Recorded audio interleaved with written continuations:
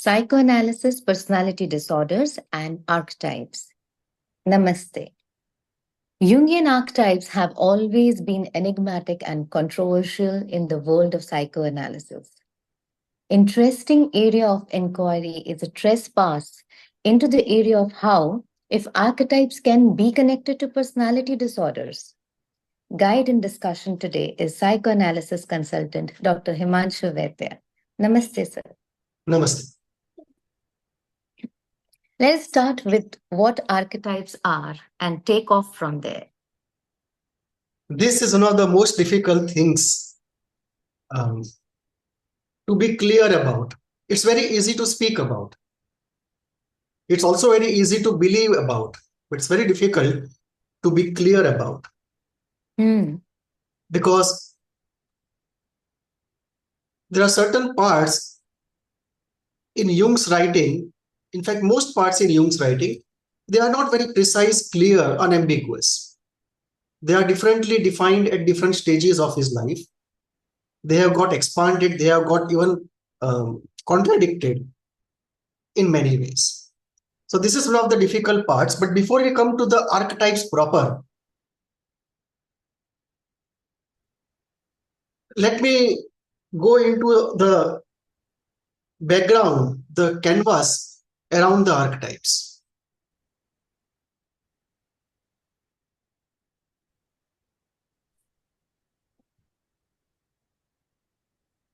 Are you there? Yes, sir, I'm there. Yeah.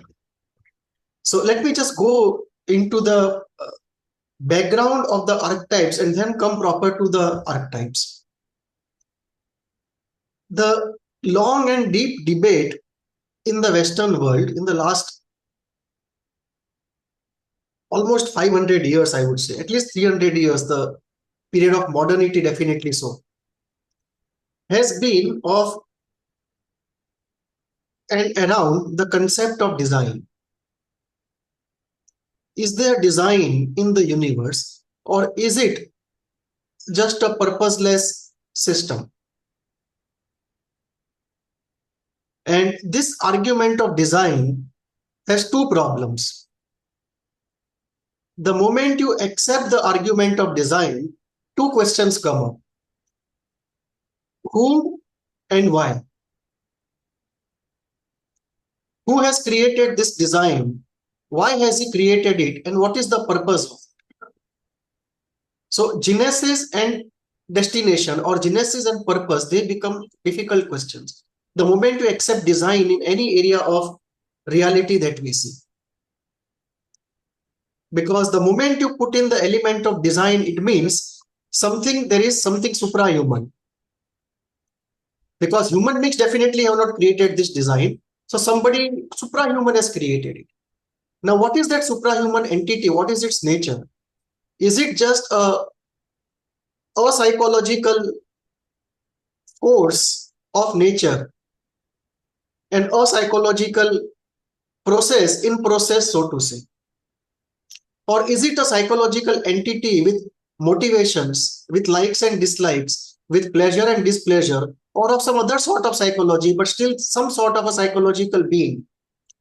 And if there is some sort of a psychological element to that creator, then the whole area of rituals and religion and everything begins. How to please him, how to avoid displeasure, how to get powers, and so on and so forth.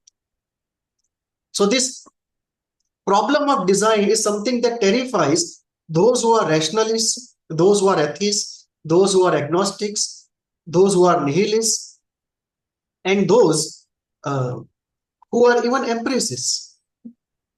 Many of the empiricists are terrified of the element of design. Now, when you bring this concept of design from general philosophy into the area of the human mind, then another controversy starts. That a large school of Western civilization wants to believe, it cannot believe easily, but wants to believe that mind is a blank sheet. They call it tabula rasa. It's a blank canvas on which experience writes itself, and that is how we are constituted. And the argument that the mind may be pre-structured, predisposed, is terrifying to all those who believe in the idea of tabula rasa. Now, the difficulty is we can't avoid the design argument for the simple reason that even when somebody who is as agnostic to design as Freud was, even he had to concede that there are inborn component instincts common to people, that there are eros and thanatos motivations common to people, and that there is a psychosexual stage of development which in a way is a micro form of a program of life at an unconscious level. And this is terrifying to many who are in the area of psychotherapy and psychoanalysis and science in general, because the argument of design, if it expands in the realm of the human mind to become a program of life, then the blank canvas of psychology is no longer blank. Then we are dealing in a phenomena where there is infinite variety but in a limited range. Just as a human being can have a height from, let us say, 2 feet to 7 feet, but nobody will have a height of 5 kilometers. And no human being will have a height of 2 millimeters. So everyone is unique, but the uniqueness is not unbounded. It is a range-bound infinity that we are dealing with. That there is infinite variety, but within a range. It's a range-bound infinity. Now, when we bring in this concept of a range-bound infinity to the idea of program of life, it says that everyone would have a program of life, but the specificity would be different. So within this range, each of us would have a program. Now, if we come to this argument and it looks logical, and if we look around, we see this program of life not only in individuals, but in the entire mammalian race. In fact, in much of the animal kingdom, I would say most of the animal kingdom. What we see is that children are born, they grow up. While growing up, they have a childhood, which is very different from their adult age. Then they grow up, they become young, they start hunting on their own. Then they reproduce one of their own kind, and then they hunt and bring food for that newborn. And then they grow old, and then they start withering away in their strength and they die. Now, this program of life is very biologically driven and very apparent. Now, if there is this biological program of life, then there would be psychological structures to support this thing, congruent with this. True.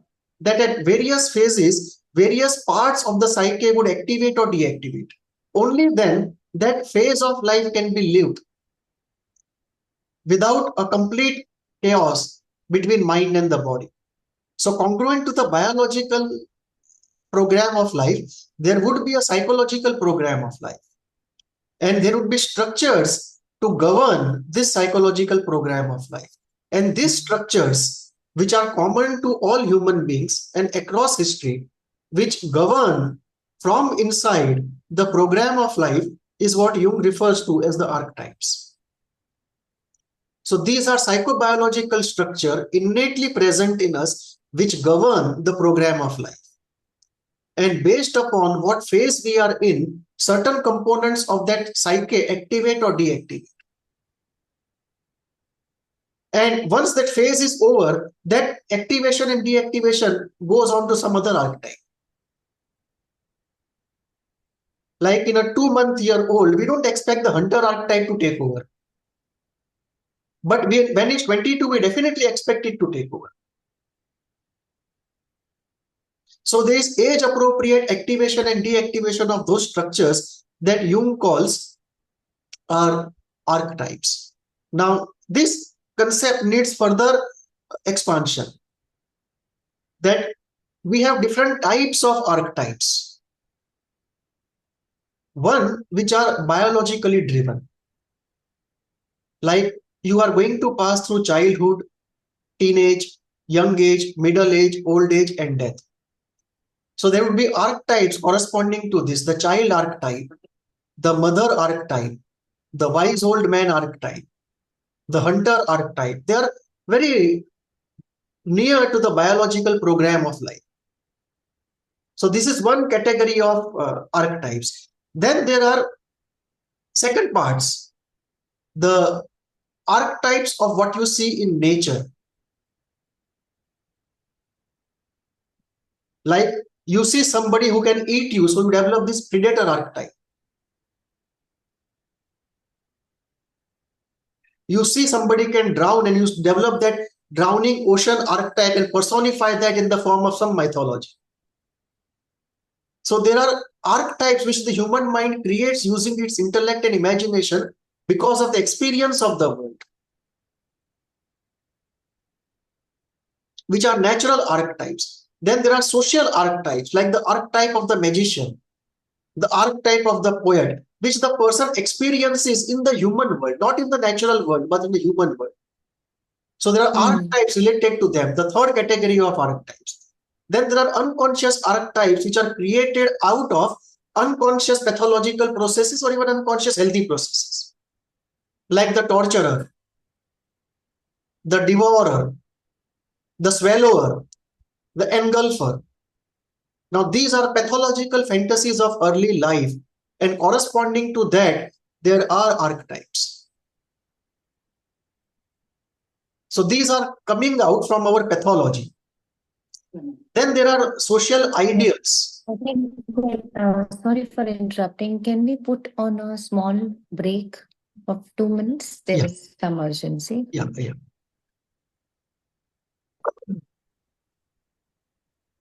So we were into the types of archetypes, the way they are. So the first category was the core archetypes which come from the biological program of life. Second category of archetypes were natural archetypes which our mind and imagination creates from nature based on experience. Third is social archetypes, again from experience. Unconscious archetypes coming primarily from pathology, unconscious. Also the good parts which may be unconscious or very deep-seated imagination. Then we have the social ideal archetypes. The stories that societies create in order to immortalize somebody, whether real or imaginary, in order to inculcate ideals in people. So these are society, we had Santoshi Mata,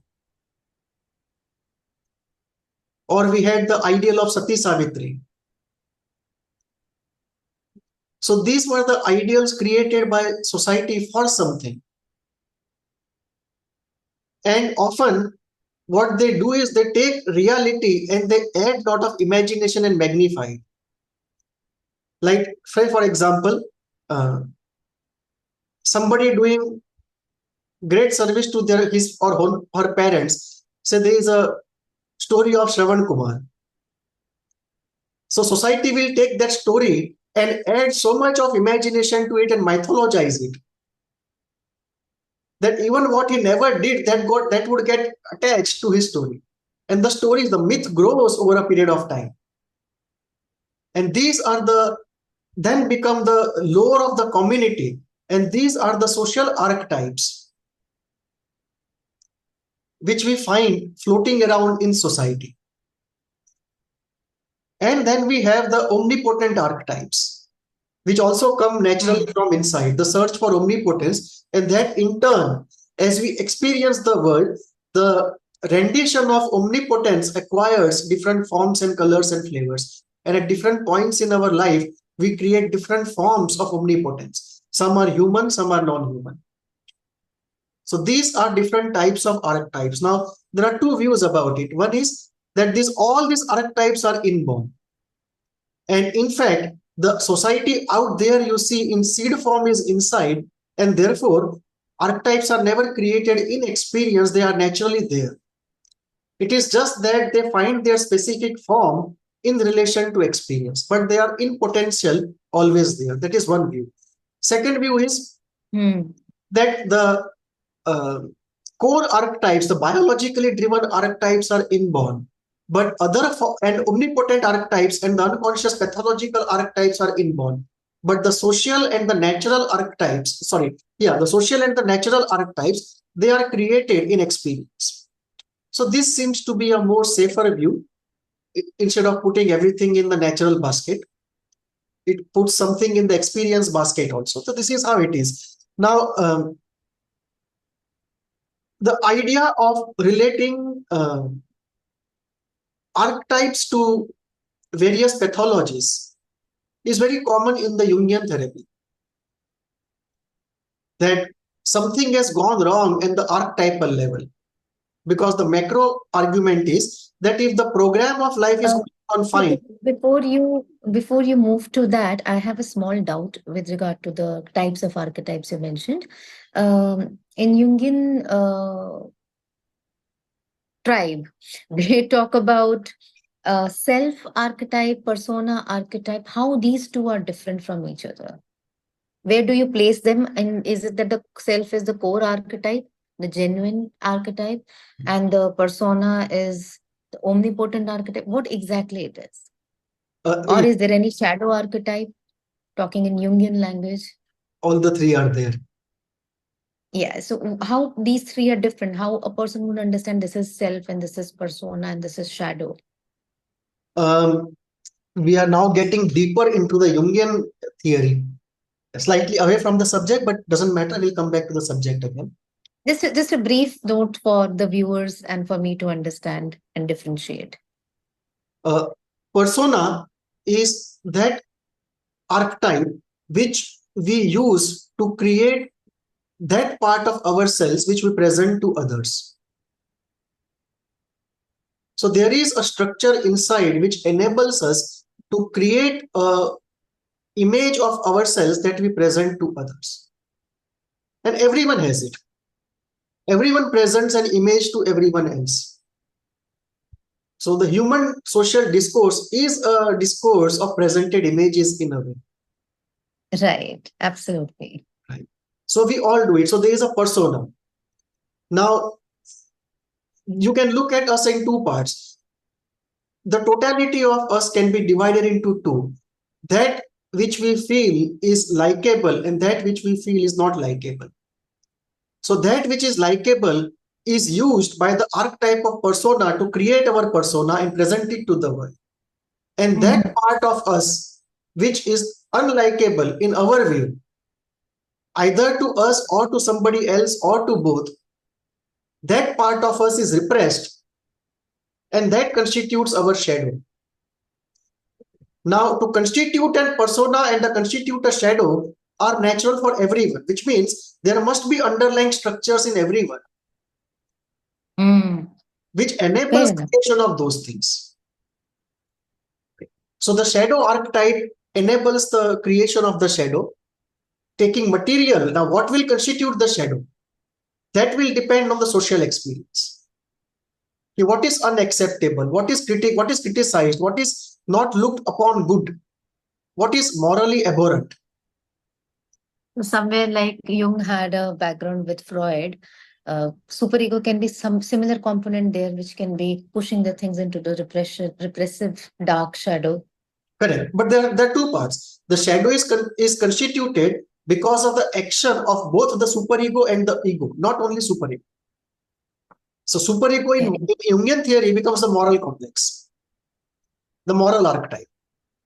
Right. That also is ingrained. So shadow is not only what we dislike, but also what we believe others dislike. So what we dislike can be the work of the superego. But what others dislike and we are hiding it for adaptation, that is the work of the ego. Right. So both of them come together to help in creation of the shadow. So the shadow archetype, the moment it activates, it uses both the superego, the ego, and the raw material coming from experience to constitute the shadow. And the persona archetype uses both of them and the raw material to constitute the persona. So these are the two archetypes, persona and the shadow. And these are both will fall under what I said, the unconscious archetypes. Okay. That they may not have a direct biological thing, so to say, in growing up and getting old and dying, but they have something in the social realm, but it's unconscious. And that tells us that biologically we are programmed to be a herd species. Because these archetypes would be found only in those species which are programmed to be social species. Because they are very, very social constructs. Absolutely. There's a very small component of an absolute superego, absolute guilt, but there's a very large component of shame, the social component of the superego. So this is the persona and the shadow. Now coming to the self. Now self is the regulator. It is the archetype of archetypes. It's like it regulates according to the program of life which to activate and which to deactivate. So it's a coordinator. Now there are two ways Jung conceptualized this at different points in his life. The initial conceptualization was that the self is the center and there are archetypes around constituting the collective unconscious, and then there is this personal unconscious. Then the conscious, and in the conscious is the ego. And there is an axis from the self to the ego going through the collective unconscious and the personal unconscious. And the psychic health is heavily dependent on the stability and strength of this ego self axis. That when the ego is functioning according to the self and the two are in harmony, the ego self axis is strengthened. So the inborn program of life and the outer events of life, they are in synchronicity. The outer events are allowing the inborn program of life to roll itself in a calibrated way according to a synchronous process.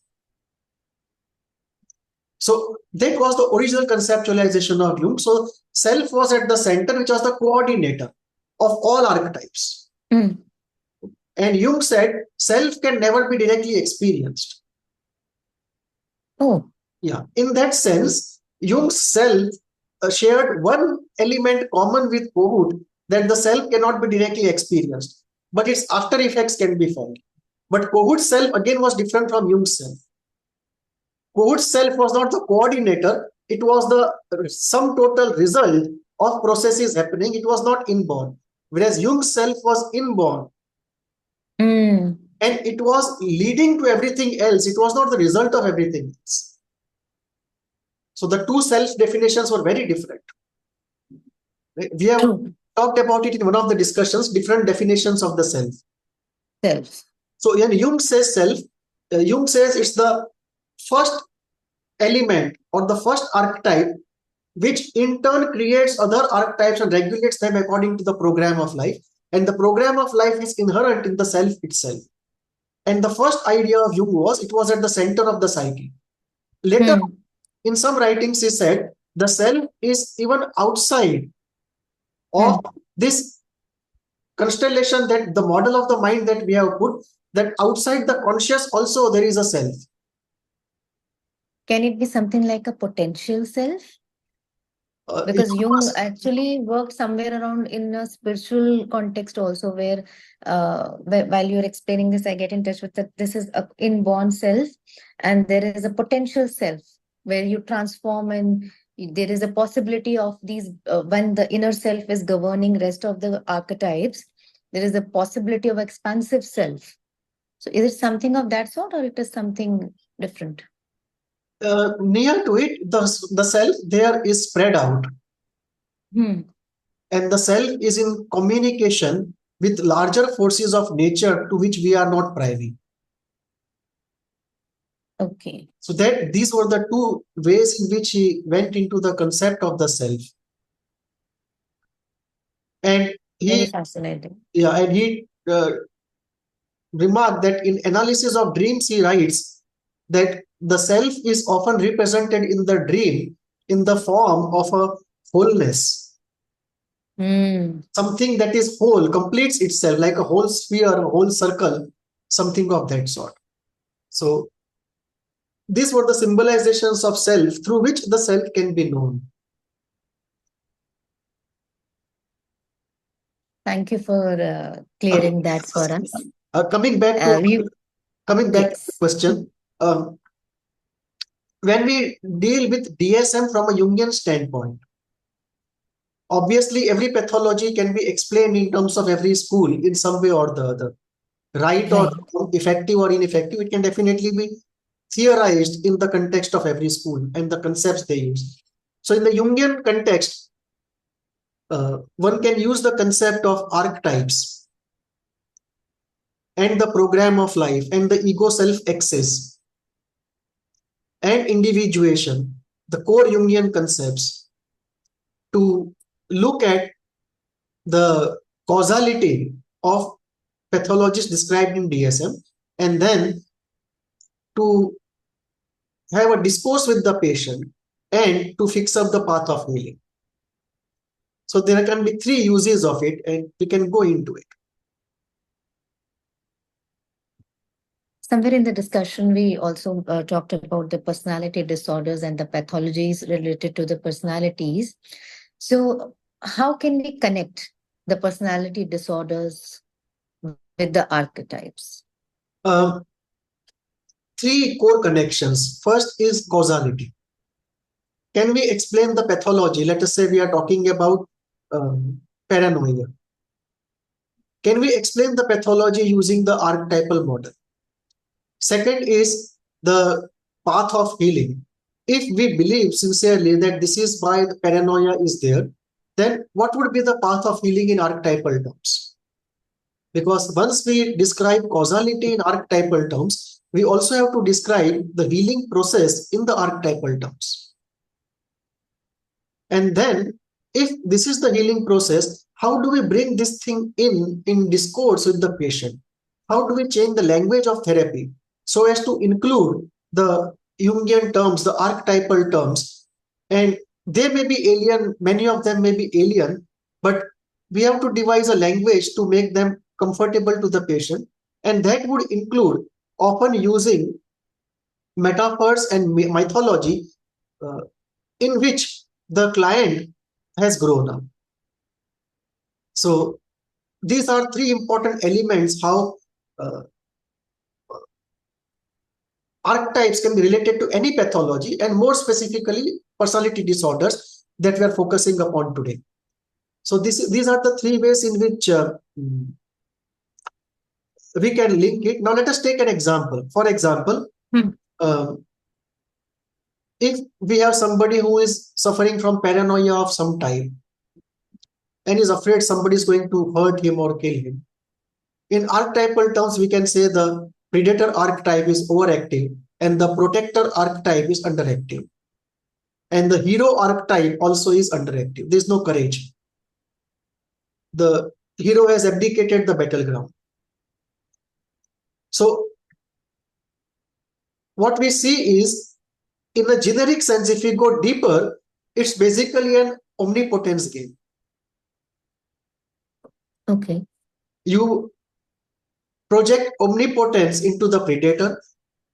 You project omnipotence into the protector. And you project omnipotence into the hero. So while the pathology is on, what is happening is the predator is loaded with omnipotence. The protector is absent or is completely de-idealized. The hero is absent, and therefore the anxiety. Now, the therapy route would be to bring in a protector who is also omnipotent. And to awaken the hero and give omnipotence to the hero, so that the hero can fight the predator. The protector can protect from the predator. So what we see here is the idealization, the omnipotence deposition in the predator and the de-idealization of the self.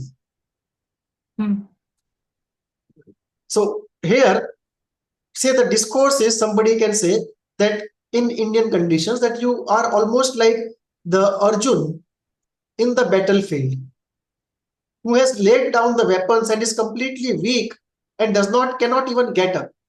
But in fact, he has a lot of strength. So you have to awaken the strength inside of you, and then you can defeat the whole army. You can defeat the predator. You don't have to fear it. Now, this is where the mythological archetypes, they come into discourse. Because generically we know that the predator archetype is overactive, protector is either underactive or absent, and the hero is completely absent. And we have to awaken them in the course of therapy. And if we are going to use the archetypal mythological language, we can refer to Arjun or Hanumanji. There is a story that Hanumanji would not know his strength till somebody told him. And once he knew, then he was inconquerable. So the discourse of therapy then becomes mythological, loaded with mythology, with archetypes, with metaphors of that type. So a Freudian talking to his client about paranoia and a Jungian talking to his client about paranoia, the discourse is very different. Yes. They may be dealing essentially with the same thing, but the discourse is very different. The root of healing also is very different. Instead of bottom up, it is often top down with mythology. So the discourse will become very rich in literature, in mythology, in metaphors. What we see is that there will be a core concept, like we know the core concept of paranoia. So if you are a pure Jungian, then of course you don't have to do anything. You interpret everything in archetypal terms, in individuation terms, in program of life frustration terms, and so on. But if you are not a Jungian, but you are not a pure Jungian, but you want to use Jungian approaches, one way to do it would be there are core concepts. You understand the core of paranoia. And then you translate it in archetypal mythological terms. So this would be a two-step process, that you know what is happening at an elemental level in the discourse of the archetypes. Because the archetypal discourse in some sense is a macro discourse. It's not elemental discourse. Okay. So you're not dealing elementally with anxiety, elementally with fear, with guilt, with shame. You're dealing with them contextualized, put in the thick of a story, of a myth, of an archetype, discourse of an archetype. And of course, the discourse of the archetype is loaded with mythology, with literature, with imagination. Because very few would be able to deal with that in pure archetypal terms. So it's a world of imagination. It's a world of myth, metaphor. It's a juicy world away from the dry, painful, analytical world of dry concepts. Now, the only condition is this: the therapist has to have the capability to have exact knowledge and then translate it into archetypal language. Otherwise, he'll be dealing with very macro issues, oblivious to the real elemental issues. And that is not a capability, it's actually half knowledge. So we are... So, yes, sir. Oh, 1 minute. I've been hearing. Okay, 1 minute to go. We can So we continue in the part. Second part. Yeah. Right. Okay.